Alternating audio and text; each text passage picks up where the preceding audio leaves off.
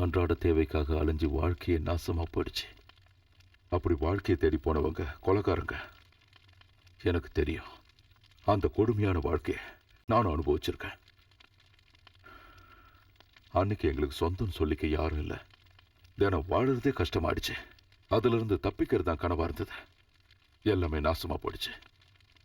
பல பேர் பைத்தியக்காரங்க ஆனாங்க, பலர் குடிகாரன் ஆனாங்க, இன்னும் சில பேர் நம்பிக்கை துரோகிங்க ஆனாங்க. இப்படி எதுவும் ஆகாதவங்க தற்கொலை பண்ணிக்க போனாங்க. நான் இந்த வழியை தேர்ந்தெடுத்தேன். கவிதை. அதெல்லாம் இருக்கட்டும். ஒரு காலத்துல நீங்க சுதந்திரம் அது இதுன்னு அலைஞ்சிக்கிட்டு இருந்தவங்க. நமக்கு நம்ம இந்தியாவில் ஜனாதிபதி ஆட்சி முறையில மனிதாபிமானம்ன்ற பேர்ல வந்துட்டு அந்த நிறுத்துங்க. ஜனாதிபதி ஆட்சி முறை மனிதாபிமானம். நாம வேற ஏதாவது பேசலாம்.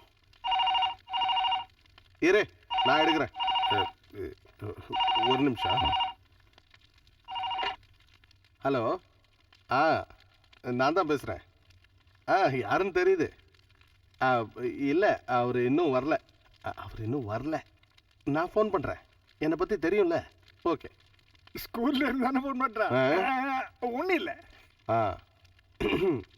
அது இனிமே ஒரு ஊரா சுத்துறதை விட்டுட்டு நம்ம ஊர்லயே இருக்கலாம்ல. நம்ம ஊர்ல கிடைக்கிற சந்தோஷம் வெளியூர்ல கிடைக்காதுல்ல. சந்தோஷத்தை தேடி நான் அந்த ஊருக்கு போகல. இருந்தாலும் எனக்கு அங்க நிம்மதி கிடைக்குது. எல்லாத்தையும் மறந்து இருக்க முடியுது. இங்க எனக்கு அது கிடைக்காது. அதான் கேட்டீங்களே ராகவனை பேசுனது. அம்மா இருக்கும்போது அடிக்கடி வந்துகிட்டு இருந்தேன். அதோட அவ்வளவுதான். உங்க வீட்டுல இப்ப யார் இருக்கா? யாரும் இல்லை. அண்ணன் மட்டும்தான் இருக்கார். அண்ணனை பார்க்க தான் வந்தா அவரு இல்லை. ராமேஸ்வரம் போயிருக்காராம். எப்போ வருவாருன்னு தெரியல. அவர் எப்பவுமே இப்படிதான் கோவில் கோலம்னு சுத்திக்கிட்டே இருப்பாரு. நான் அவரை பார்த்து 8 வருஷம் ஆச்சு. ஊருக்கு நான் வந்த உடனே சந்திரசேகர் ஆரம்பிச்சிட்டான். ஃபங்க்ஷன், இனாகிரேஷன், அது இதுன்னு. போர் அடிக்குது. கேட்டல. கன்னியாகுமரி போலான்னு நினைச்சேன். ஒரு ஃப்ரெண்டு கிட்ட சொன்னேன். அங்க பயங்கர கூட்டம், வேணான்னு சொன்னாரு. நிம்மதி வேணும்னா இங்கே இருன்னாரு. ஒரு 7-8 வருஷத்துக்கு முன்னாடி நீங்க இங்க ஒரு ஃபங்க்ஷனுக்கு வந்தப்ப நான் உங்களை கூப்பிட்டு இருந்த ஞாபகம் இருக்கா? ஞாபகம் இருக்கு.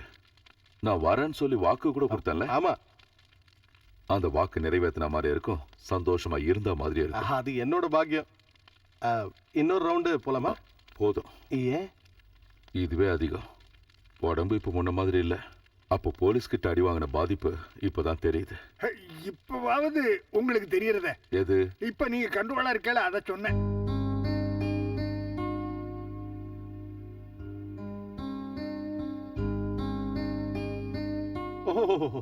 பயங்கரமான விஷயம் தான். என்னால நம்பவே முடியல. நீங்க இன்னைக்கு காலையில தானே இங்க வந்தீங்க. அதுக்குள்ள எல்லாருக்கும் தெரிஞ்சு போச்சு. எப்படிதான் தெரிஞ்சுக்கிறாங்களோ தெரியல. எப்படி தெரிஞ்சிருக்குன்னு எனக்கு தெரியும். நான் யார்கிட்டயும் சொல்லல. இப்பதான் நம்ம தமிழ் மக்களுக்காக இங்க ஒரு பெரிய ஸ்கூல் இருக்கு. அங்க இருந்து போன் வந்தது. அங்க ஏதோ ஆனிவர்சரியோ அது இதுன்னாங்க. நீங்க அங்க ஒரு 10 நிமிஷம் வந்தா போதுங்கிறாங்க. ரொம்ப கட்டாயப்படுத்துறாங்க. அது பதில் எதுவும் சொல்லியே. என்ன? இல்ல, அவங்க கிட்ட நான் என்ன சொல்லட்டும்? நான் சொல்லிதான் தெரியணுமா? உனக்கு தெரியாதா? நான் போன் பண்ணப்போ உன்கிட்ட சொன்னேன்ல, நான் வர்றது யாருக்கும் தெரியக்கூடாதுன்னு. அது நான் யார்கிட்டயும் சொல்லல. கே தயவு செஞ்சு போய் சொல்லாத. எங்க என் கண்ணை பார்த்து சொல்லு பார்க்கலாம். ஏன் பேசாம இருக்க? அடிக்கடி போன் வர்றதும் நீ வழியறதும் பேசுறதும் நானும் பார்த்துக்கிட்டு தான் இருக்கேன். என்ன அது கூட புரிஞ்சுக்க தெரியாத முட்டாள் நினைச்சே. அது தெரியாம. என்ன தெரியாம நடந்துச்சு? வாக்கு கொடுத்துட்டேன். யாரை கேட்டு கொடுத்த? யாரை கேட்டு வாக்கு கொடுத்த? அது சினிமா ஆர்டிஸ்ட் மாதிரி ஒரு அழகான பொண்ணு என் கையை பிடிச்சிட்டு காப்பாத்துங்கன்னு கேட்டா நீயா இருந்தாலும் அதானே செய்வ. அது நான் ஒரு விடோயர்ல கொஞ்சம் மனசிறங்கிட்டேன். இங்க பாரு, பெருசா ஒண்ணும் இல்ல. கொஞ்ச நேரம் போய் தலையை காமிச்சிட்டு ஓடி வந்துடலாம். நீ வேணும்னா போய் தலையை காட்டு, நான் வரல. அது என் மானத்தை காப்பாத்துறதுக்காவது நீ எங்க வரணும். போறேன். நாளைக்கு எனக்கு ஒரு டாக்ஸி பிடிச்சு கொடு, ஊருக்கு கிளம்புறேன். எங்க? நான் இஷ்டப்பட்ட இடத்துக்கு. எங்க வந்தாலும் நிம்மதியே இல்லாம போச்சு. என்ன தப்பா நினைச்சு தயவு செஞ்சு என்ன டிஸ்டர்ப் பண்ணாதீங்க, நான் தூங்கணும். இல்ல, கொஞ்சம் யோசிச்சு. Good night. ஓகே.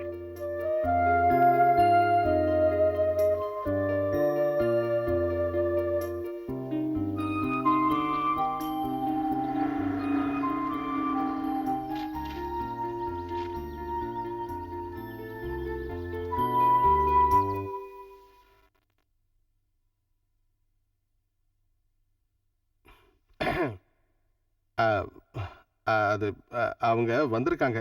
யாரு? அந்த ஸ்கூல்ல இருந்து வந்திருக்காங்க. அவங்க கிட்ட நான் என்ன பதில் சொல்ல போறேன்னு தெரியல. நான் வர சம்மதிக்கலன்னு சொல்லு. அவங்க என் மூஞ்சிலேயே காரி துப்புவாங்க. தெரியாதனமா நான் வாக்கு கொடுத்து தொலைச்சிட்டேன். அதை அவங்க ஸ்கூல்ல அனௌன்ஸ் பண்ணிட்டாங்க. என்னால முடியாது.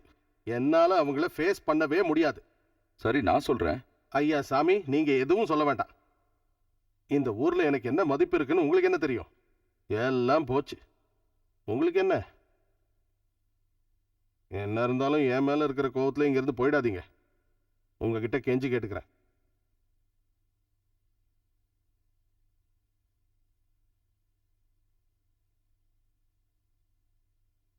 கேகே, ம், மிஸ்டர் கேகே நாதன், ம். உங்க மானம் என்னால போக வேண்டாம். என்ன சொன்னீங்க? நான் வரேன். என்னை காப்பாத்திட்டீங்க கடவுளே. வெள்ளியாலான ஒரு ஆளோட உருவம், ஒரு துலாபாரம், ஒரு விருந்து, எல்லாத்துக்கும் போதும். ஆனா ஒரு கண்டிஷன். இதுதான் கடைசியா இருக்கணும். எங்க அம்மா மேல சத்தியம், என் 2 பசங்க மேல சத்தியம், இறந்து போன என் பொண்டாட்டி மேல சத்தியம். இனிமே நான் அப்படி பண்ண மாட்டேன்.